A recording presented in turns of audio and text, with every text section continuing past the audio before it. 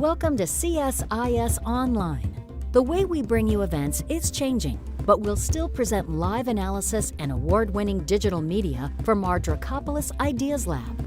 All on your time, live or on demand. This is CSIS Online.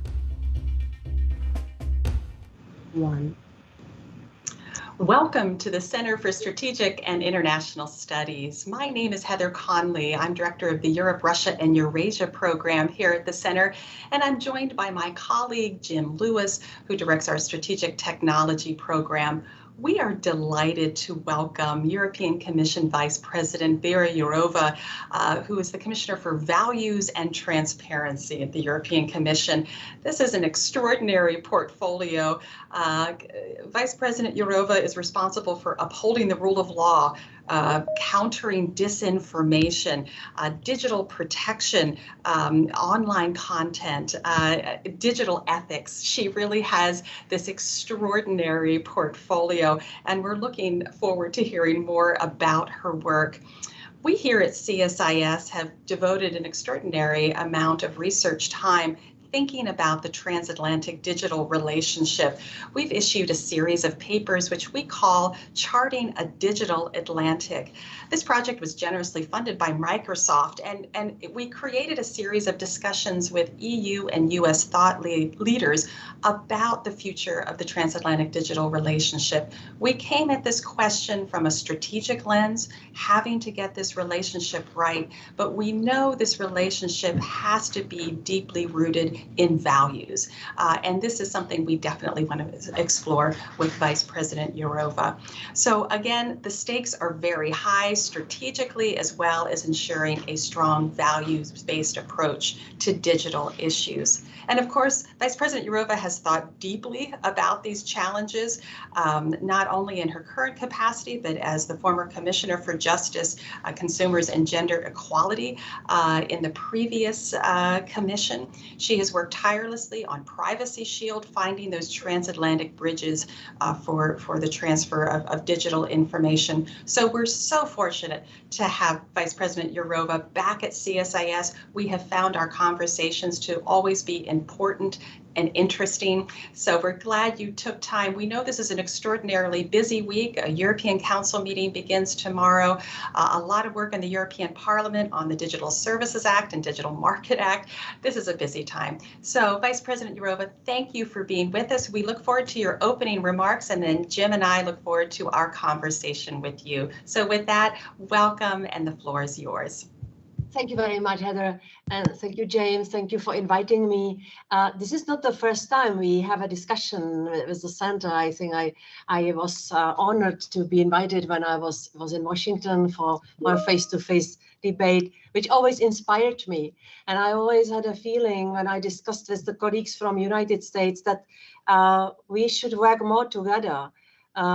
Because we are facing exactly the same kind of problems, and it's not only in the area of digital technologies, but also security, climate change, many other fields. So I would say that now our transatlantic cooperation has a new dynamics, which goes in a good direction, that we agreed on many ways where we could cooperate more, where we could inspire each other. So I also expect that the questions or the comments I will be receiving through our today's conversation could enlighten me a little bit, because of course in Europe we know everything better.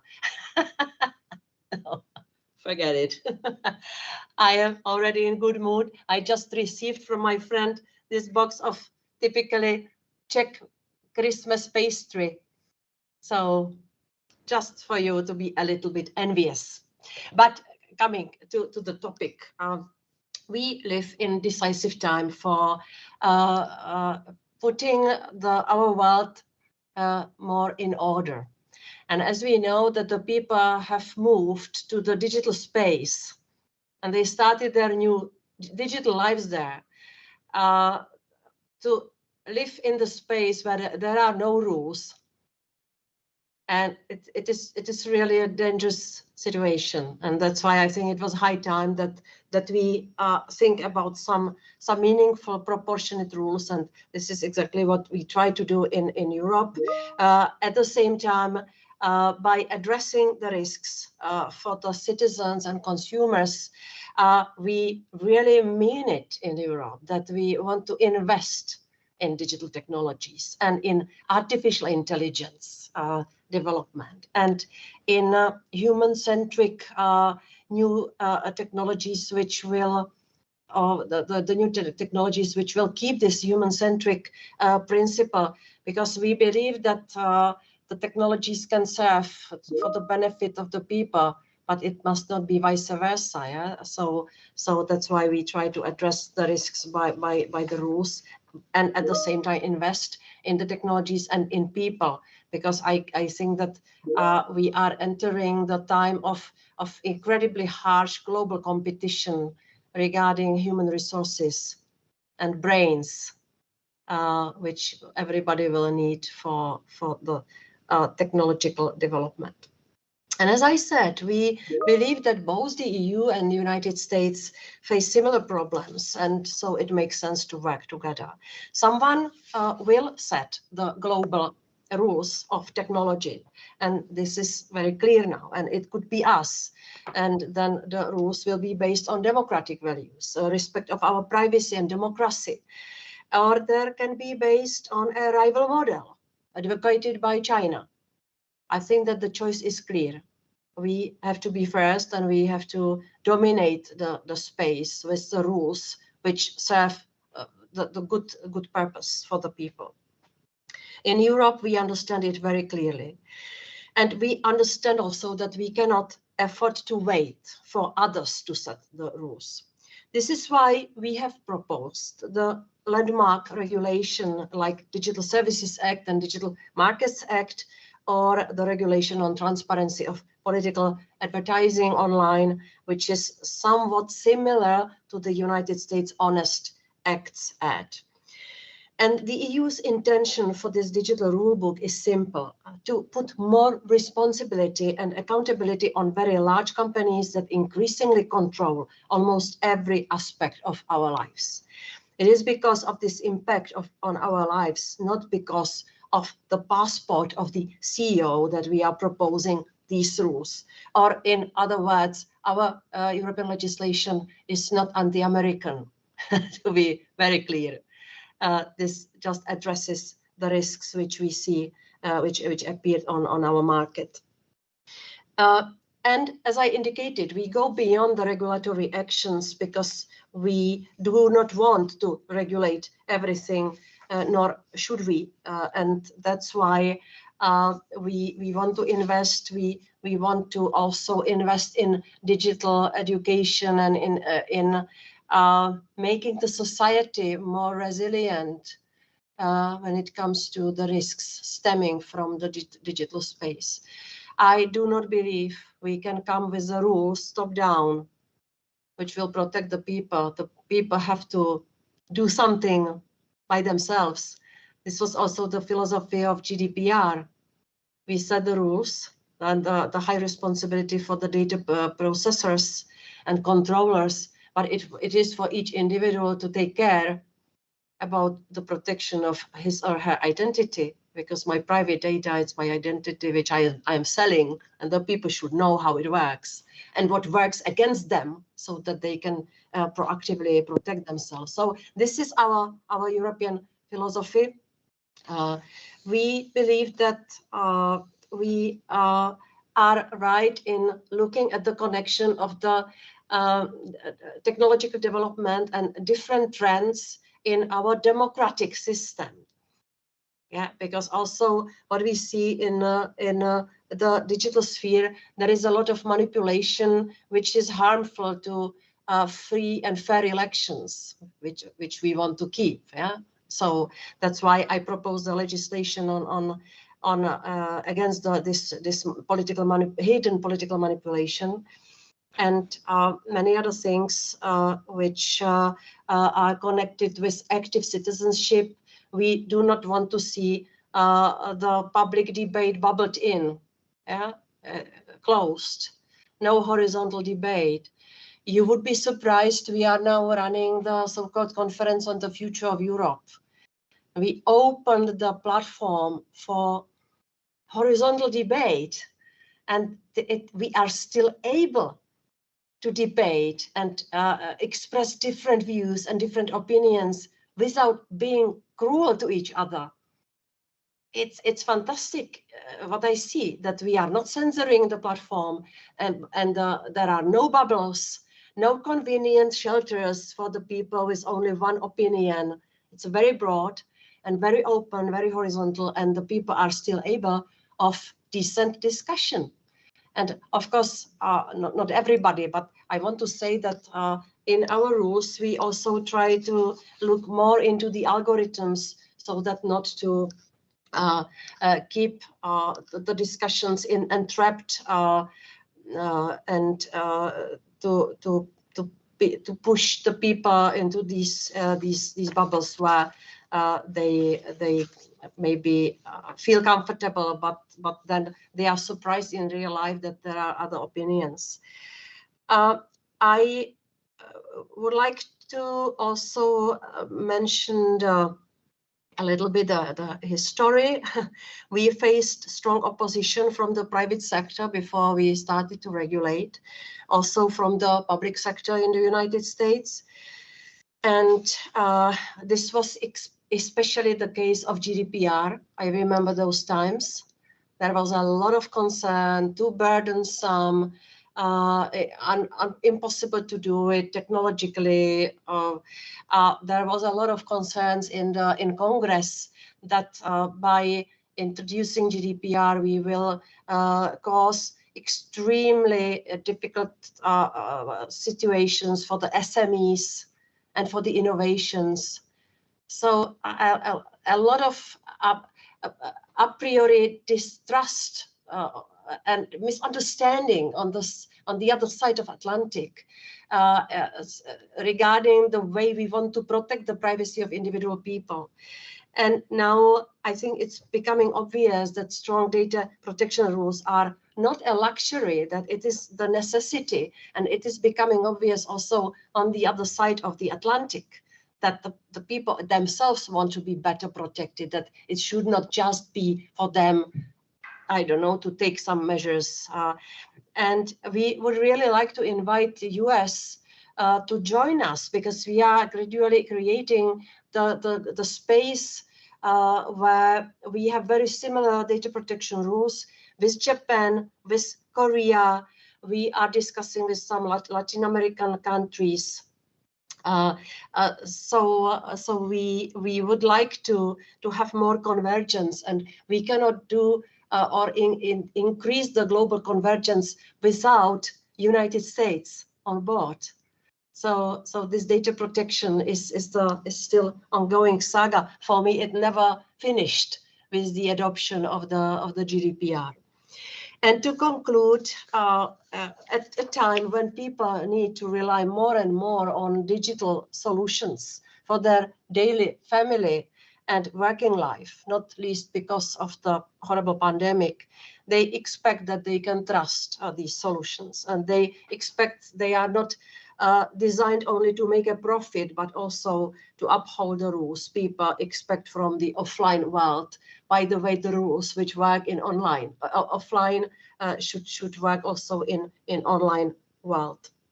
So this is why we continue to act in Europe.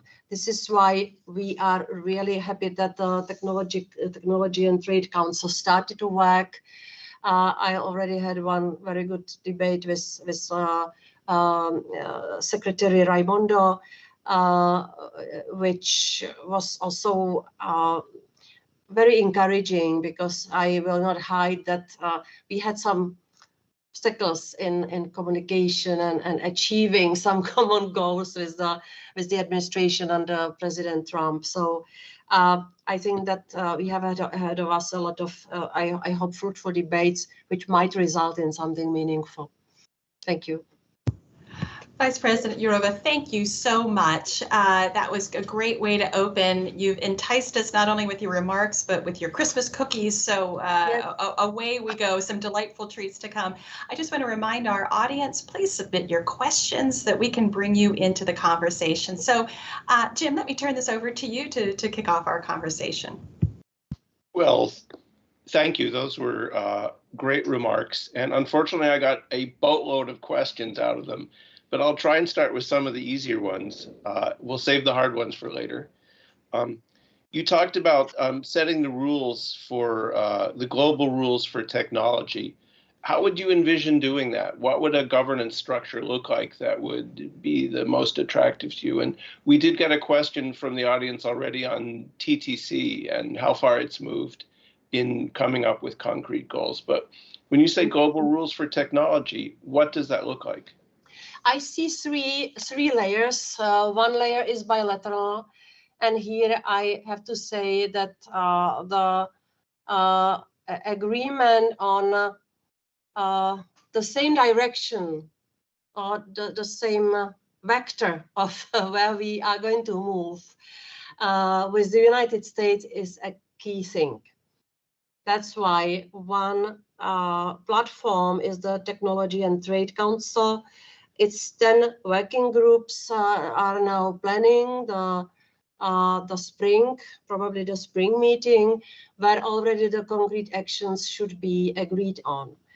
Of course, the impact of the platform or council will probably be limited on both sides, because one thing is what the working group will agree on, and the second thing is what the legislators on both sides of the Atlantic will take. Yeah, but I think that it's a platform where a lot of expert work would be done. I imagine that on both sides we have a lot of fantastic analytical work done, and we can just open our shelves and provide to each other our level of knowledge or understanding. And the level of knowledge might be equal. The level of understanding is never the same, because we have different historical experience. When I was in US, in Silicon Valley, I spoke to people who said, why do you want to regulate us or to push us to moderate the content? We have the freedom of speech and we are just the technological pipes. But there were others who said, yes, we know the European history and the atrocities of the previous century and the wounds which have not been healed. And we know that Europe is the place where traditionally there were wars. So these basic things we have to bear in mind when we look at what's happening online. We have to catch the trend that the violence and aggression is on the rise, and we have to do something against that. Because the wars in 2000 in the 20th century started with words, and I do not sound paranoid or even apocalyptic, but in US I met the people who said, yes, we understand. In Europe you must be careful.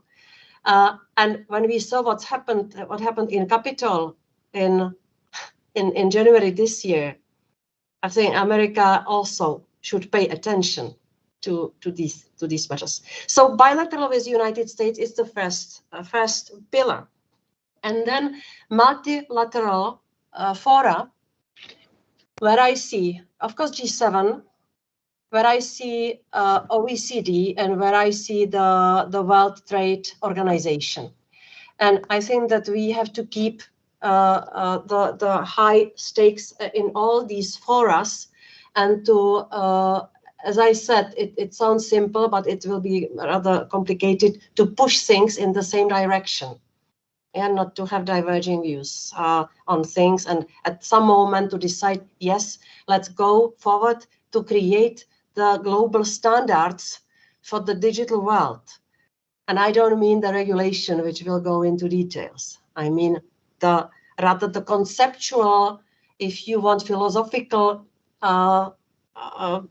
agreement which should start with, yes, for our democratic world, the values like fundamental rights, democratic processes, open discussion, freedoms will be proactively protected.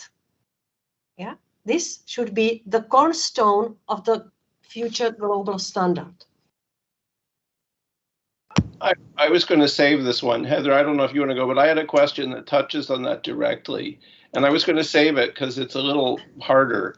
But one thing that we hear sometimes is people talking about European values and how we have to protect European values. And that is a phrase that can be troubling. First, because we've all committed to universal values like democracy, freedom of speech. And second, it implies that there's a difference between American values and European values, which our work, Heather and I have done a number of reports that say, you know what, ultimately our values are the same. So what do you mean when you say you're not you, but what do people mean when they say European values? I think that we have the common denominator with the United States, which is quite strong and which stems from the history and from the cruel lessons of the past. Yes. So when we speak about European values, of course, I have to say at the first, the high respect for the rights of everybody, for fundamental rights, for equality before the law, equality in the sense of equal opportunities and equal access to justice.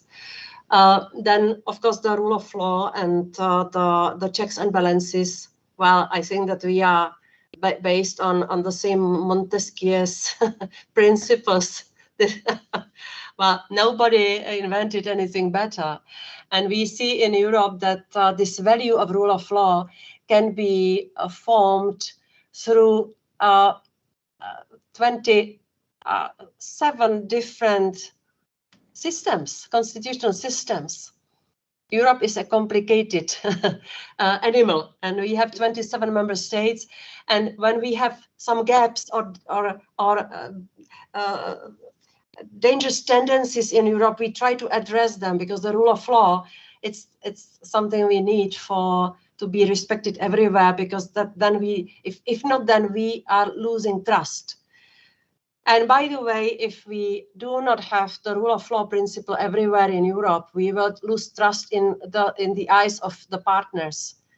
I heard it in Washington that they do not want to have open exchange of data for criminal procedures, evidence, because they do not trust all the member states that the data will be protected. So it's really a cold shower, which I got in Washington, and I promised we will do our best to uphold the rule of law in EU as the basic value.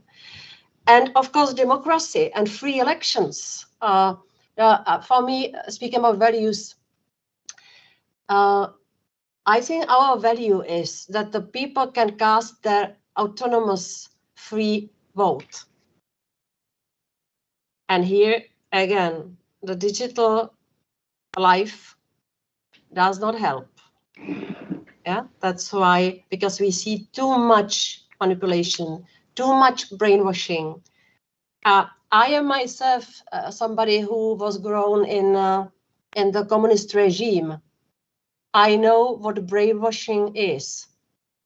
I am still till my today, these days, trying to get rid of it. Yeah, that's the propaganda, which is so well designed and well delivered to the people's brains and hearts. And this is what I see now.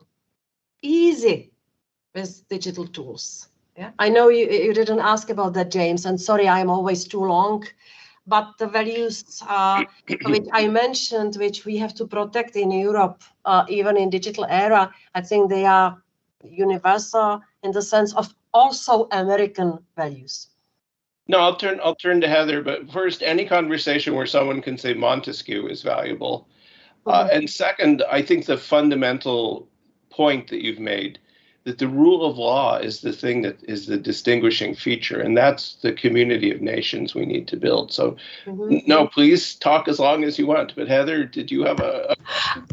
I did. Thank you so much. I mean, this is a two-part question, but I hope you see the linkage. So for me, the question is, can the European Union achieve its digital aspirations? And this is getting back to your comment about artificial intelligence, quantum.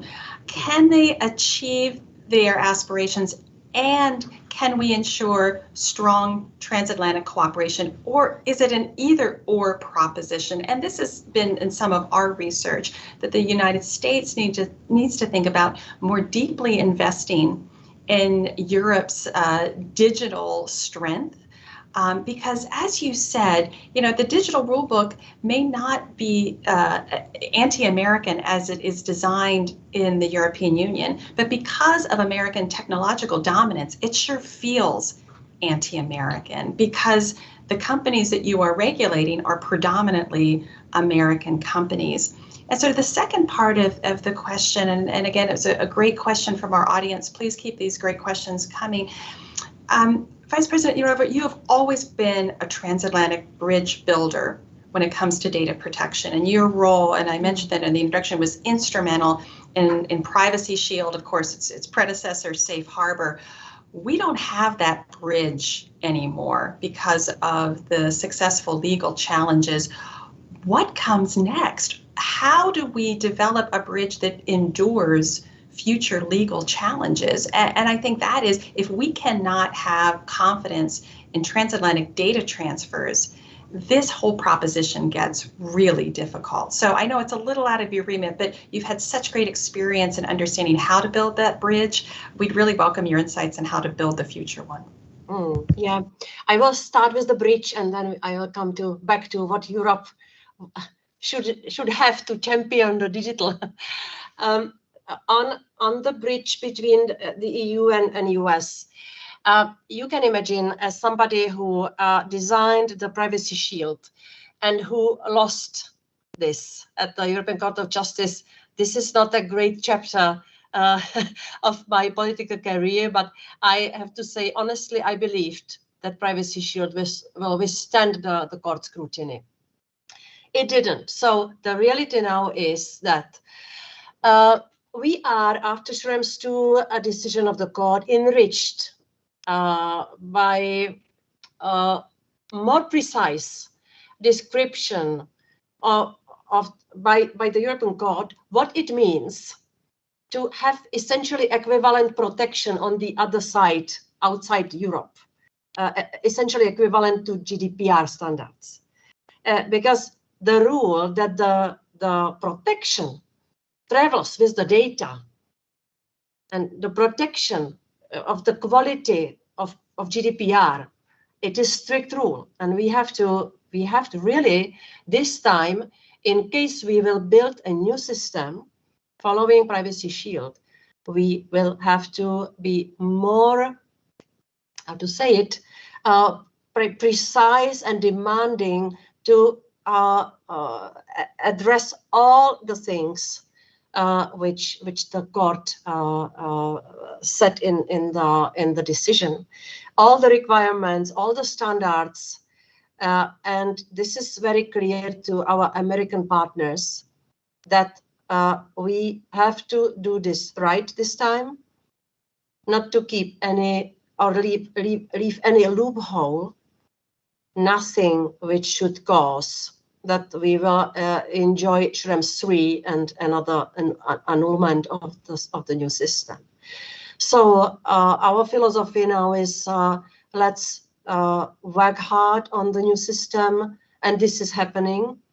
This is negotiated by Didier Reinders, my colleague who is in charge of justice portfolio. And I know that the negotiators are achieving progress. They are innovative. There is a lot of political will on both sides, but also there is a lot of carefulness, at least on the European side, not to repeat the data protection Waterloo, which I really don't want to experience it again. So when it will be, I cannot tell you. There is no milestone. The negotiations are very intense, and I can only tell you that for the moment, those who transfer the data should use the benefit of the guidelines for the alternative possibility, which are the standard contractual clauses, which might create sufficient legal certainty for those who are transferring the data that they will be compliant with the law. Because I have to tell you, I always regret when I speak to those who want to be fully compliant with GDPR and high standards, and they are dependent on the transfers to US or back, and that we should give them more legal certainty and more assurance that they can continue. And by the way, there is also an obligation to create a new system just based on the magnitude of the data which is transferred and which is needed for businesses on both sides of Atlantic. The second thing, or the first question, was, what do we need? 4 things: money, people, meaningful regulation, and innovative spirit in Europe. I would say the last thing, the innovative spirit, we have to push for it, or not we. What the public sector or legislators should do to put the hands off and to let the business and research to innovate freely and to have open minds and to use the possibility of financing. And we want to finance a lot of projects and a lot of research endeavors, but the best thing we should do to create or enhance this innovative spirit is to, how to put it, to go off the way and to let them innovate. The money, we have a very generous budget for the next 7 years. I will not give you I know the concrete figures, but it's about hundreds of billions for the 7 years. And it is always, there are always 2 things to be mentioned in relation to money: to have the money and to have a good plan how to invest it, the value for money. And here we have the digital decade. It's a plan which was endorsed already by the member states, the states which will be investing. This time the Commission wants to monitor the investments more strictly than in the past, so that we see the tangible results achieved. So the money and the people, well, it's not a good news when we see that the people, the European brains are leaving Europe. We need the brains to come, but also we need to dig into our own capacities and potentials. So in our digital decade, we want to provide high quality professional preparation to, I forgot the number, at least 20,000 really highly professional experts for the research and for innovations. We want to have 80% of society fully digital literate. How would you say it? Digitally literate? Yeah, literate. Yeah. And yeah, so and one thing, we need to deploy women in the digital industry. We have, when you look at the digital industry and technology companies in Europe, there are at this moment only around 17% of women And these are talents, these are fresh ideas. But I am not only analyzing whatever I say, where we see the problems or the potential. We are supporting the implementation of different measures which should change the situation. Heather, let me jump in then. Your comments are always so fruitful. I could ask lots of questions, but I want to pick up on one thing you said, which is in the discussions we had right before the call started. You talked about how Europe has a lot of pressures, it has a lot of tensions, and one of the tensions is a social concern about the effect of new technologies. In that context, what would you recommend to strengthen the innovative spirit in Europe? What needs to be done? Because this is frankly a concern on this side of the Atlantic, that there are risks, but sometimes people can seem too risk averse. So what would you do to strengthen European innovation? We are launching a lot of programs, financial programs in all the member states for smart requalifications. Smart in the sense of let's enable requalification to those who potentially will lose the job. I'm simplifying also for the sake of time, not to be so long. I saw a study which said that globally the AI will deprive, I think, 50 million people in some course of time ahead, but it will create 60 million others, but not for the same people. Yeah. I think that just to play with these figures, to say 50 million loss and 60 plus, this is absolutely false illusion. Yeah.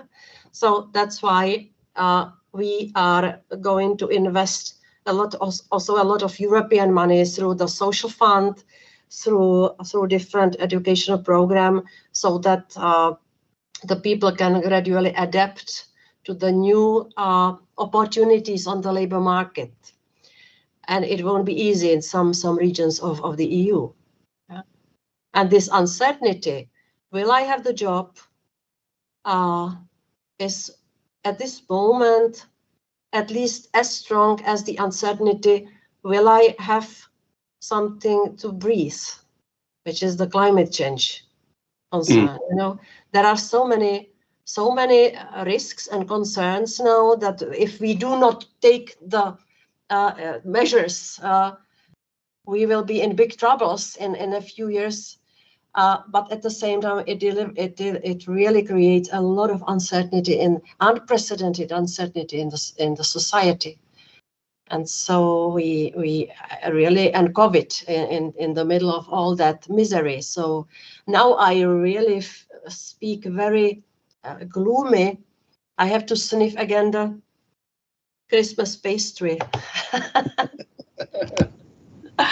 Well, I think it's important. You know, these are sobering topics, but they are so important. And let me interject two quick questions again, pulling from our great audience. So you mentioned the importance of regulation in Europe's approach to this, and your mentioning of GDPR. I think we really saw the first mover advantage when the EU regulated that space. It is the global regulation. It penetrated EU free trade agreements and elsewhere.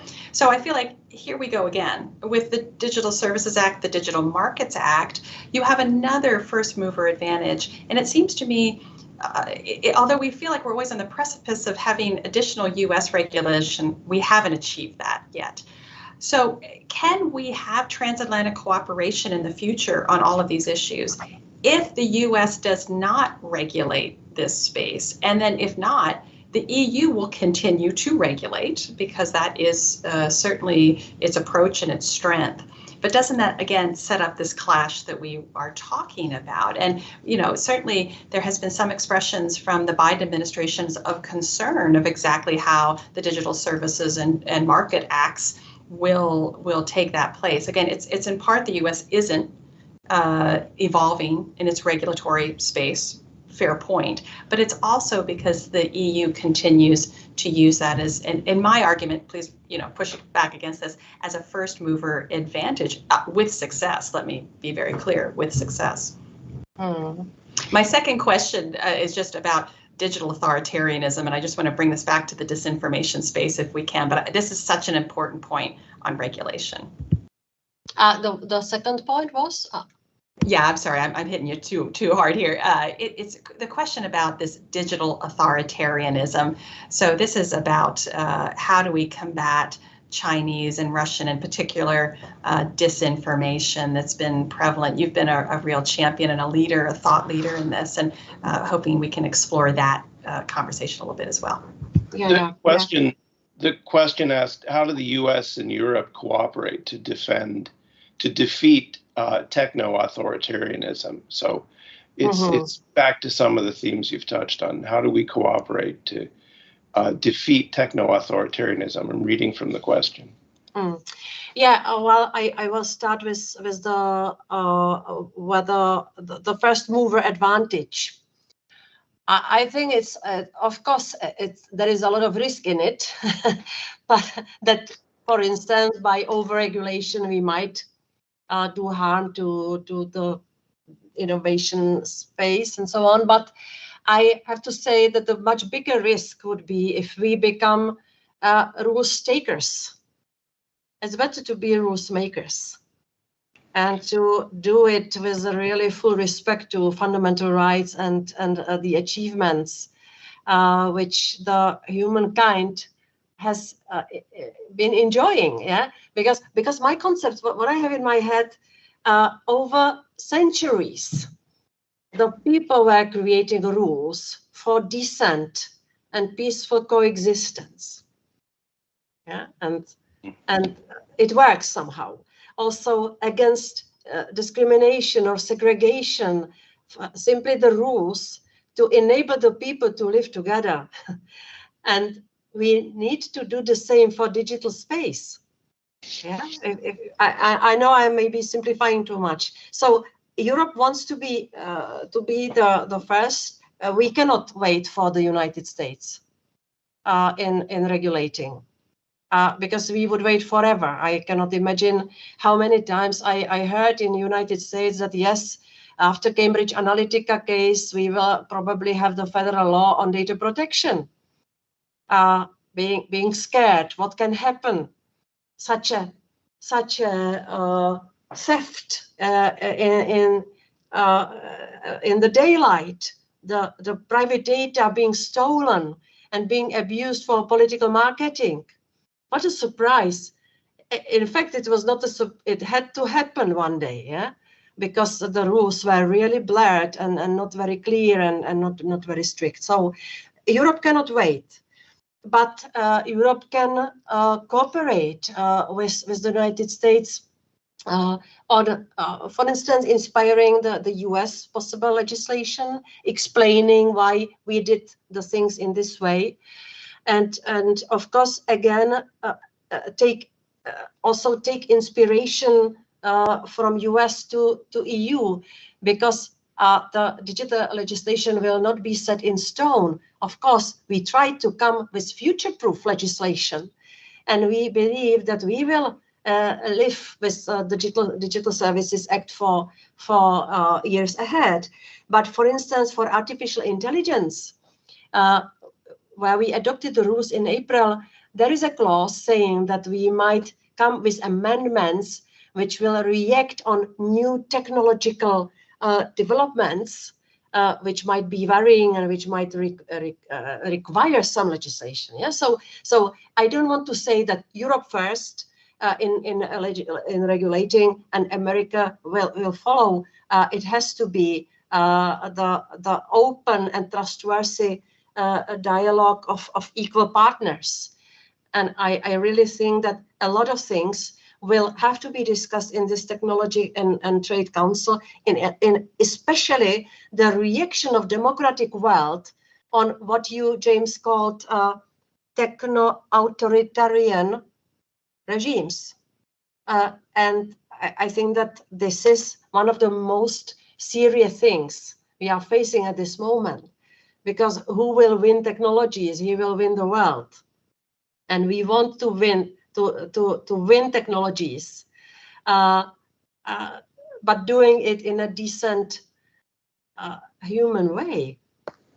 And of course, for China, this is the present from heaven, that they have technologies which enable them to control the individual people.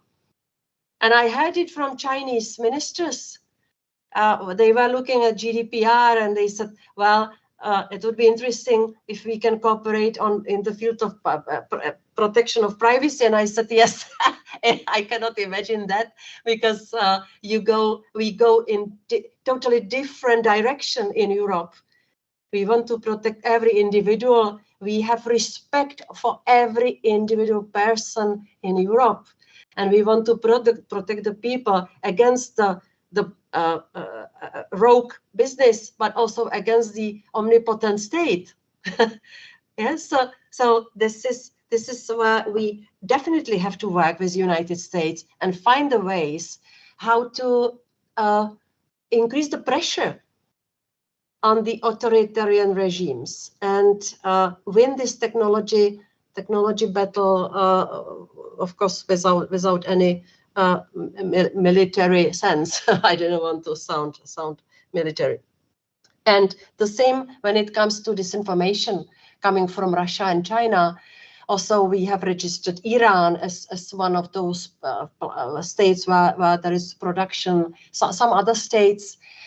When I say the state, it doesn't necessarily mean the state, the government, yeah, but the territory. And in Europe, we want to, and we need to defend against these hybrid threats, because this is the military doctrine which we see is behind the attacks on Europe through disinformation, and it bears fruits.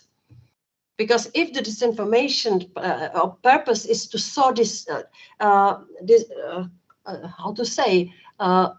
unpeaceful atmosphere in the society, and the riots and violence, then I have to say they are successful, because it already is happening in Europe.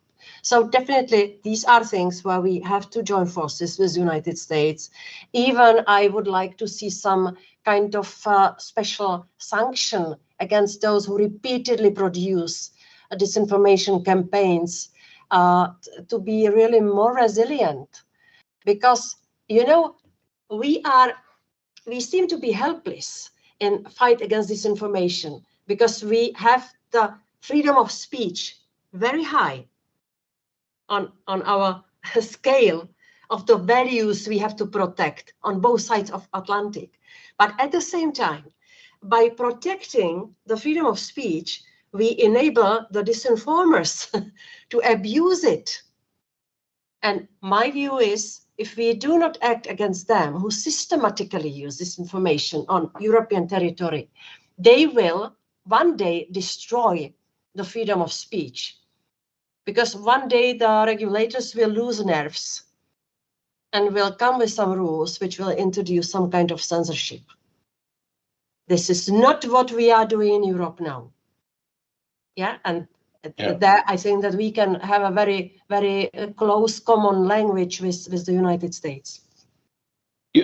You'll be happy to know that I was speaking with a senior Chinese official a few weeks ago, who said they had modeled their privacy rules on GDPR, and they were looking forward to working more closely with the European Commission. So get ready for some visitors. I am always ready for a dialogue with almost everyone, but I think that here we have a conceptual issue. I thought it would be mean to point that out to them, but you've mentioned this a couple times, and it might be useful to get your thoughts on where does digital technology and its political effect fit with the move towards the future of Europe, to the work on the future of Europe? So what do you see the intersections there between politics, technology, and the future of Europe? Yes, I will be a little bit technical on this one. We really tried to design well the digital future of Europe in the strategy which is called Digital Decade. And there is the design of all four things which I mentioned. Indication of where regulation will develop further, the investments, so the money, the people, and the innovations. And I think that the intersection or the connection between politics and technologies will have to be stronger in the sense of effort to understand to each other. Because every time I work on regulation, and it was now the case of the political advertising, I always say, yes, we did it in the Commission, but after really a thorough consultation with the technology companies, with the experts for digital marketing, of course, with different lawyers focusing on digital law, but for me, the possibility of consultations with the tech people is key, not to make a mistake. And the mistake for me would be to overshoot and to come with burdensome legislation for the smaller ones on the digital market, and with the legislation which will not see any change for the big ones. If you understand, we have to be proportionate, and we have to understand very well how the digital market works, but also how it works inside the concrete digital companies and digital businesses. So speaking on behalf of the politicians, I have to say we have to be principled on many things. First of all, the technology has to serve all the people, not only some, and fundamental rights angle, but at the same time to deploy all the humbleness we are able to ask and to try to understand, not to invent something which has been invented. Yeah, I think the success of European digital regulation will always depend on ability of the politicians to listen and to accept that we do not know everything. So it was a little bit shooting to my own team, but I really feel strongly that this is a more and more complex world. And if we do not try to understand what happened and what is happening, we will make mistakes. And we cannot afford to make mistakes in Europe because we are the first coming. And also, we desperately have to decrease the gap between China and United States in digital business. So a lot to do. Heather, I have one more question. I don't know if you have, and we're almost at the end, so we appreciate your time very much. But we did get a question from the audience that, strangely enough, is the topic of a short essay I wrote yesterday, and it refers to the comments that Wolfgang Ischinger made at the Munich Security Conference about the need to, he called it security proofing EU regulation. And frankly, when you look at some of the ideas on things like sideloading and regulating app stores, they do create risk. They do create the risk of malicious activity. And it's hard to explain, but apps are a great way to put malware on your phone. And if nobody's reviewing them, it's going to unleash a lot of crime. So what do you think of the idea of security proofing? This is an issue in the US as well. And so we do have common values on this. What do you think of security proofing? What do you think of the balance between we have different goals and there's tensions between them? What would you say? It's a never-ending battle.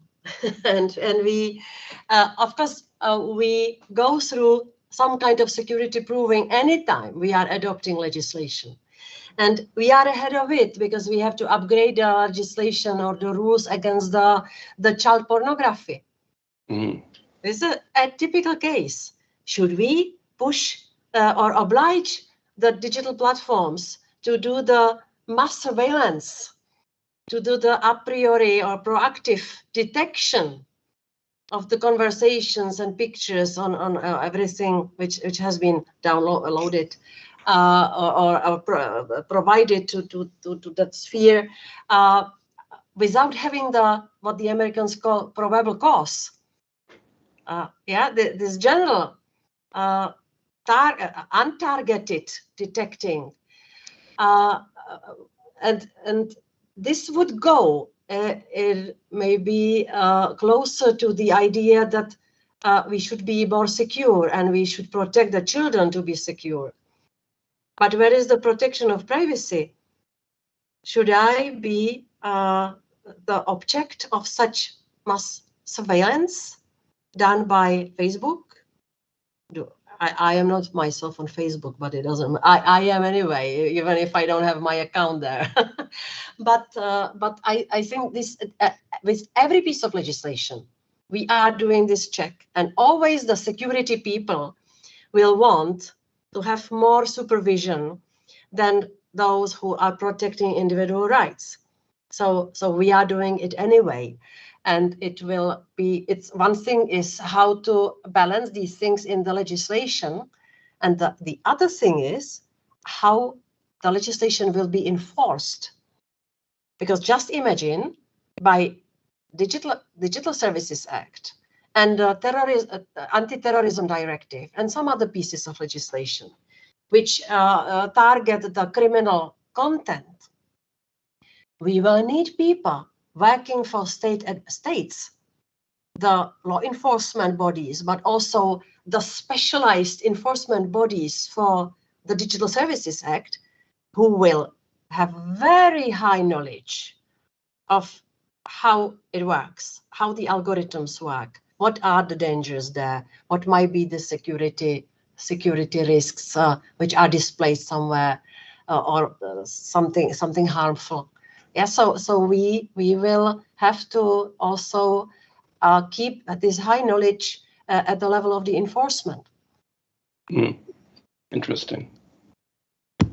Well, I was going to say, Heather, we're about out of time, so. We are. We've had an extraordinary hour. Vice President Jourová, thank you so much. Our conversations with you are always fun. They're dynamic. They're interesting, but they're really important. And some of the insights that you've left with us today are extremely important. I can't begin to tell you from a very personal perspective that getting the transatlantic digital relationship right is all about the future health, prosperity, and security of the transatlantic relationship itself. And what you're doing as well, we can get to it, upholding the rule of law, democratic institutions in Europe, keeping that faith here in the United States, so critical. If you don't mind indulging me for about 30 seconds, I just want to say thank you, not only to you, Vice President, but really to our audience and to CSIS. Not only is this my very last public event of 2021 here at CSIS, this is my very last public event at CSIS, spending 12 extraordinary years and having these types of conversations. It has been a privilege to work with the CSIS family who've made all of this possible, and particular special thanks to my team.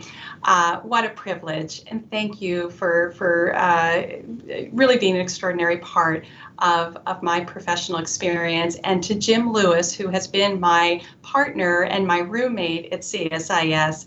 I'm going to miss you a ton, and I just want to say thank you for this experience. And I couldn't think of a better way to end it than with you, Vice President Jourová. So thank you so much for being a very special part of my conclusion here at CSIS. Thank you. Thank you, Heather. Thank you, James. Thank you, everybody. Wishing you a happy Christmas, and for the next year, all the best, especially health and positive thinking. Thank you. Thank you. You can eat your cookies now. You have earned your cookie. I wish I could have one. And they are not digital, they are pretty real. Well, thank you. Happy holidays and Happy New Year to all. Thank you so very much. Merry Christmas. Happy New Year. Merry Christmas. Bye. Bye. Bye.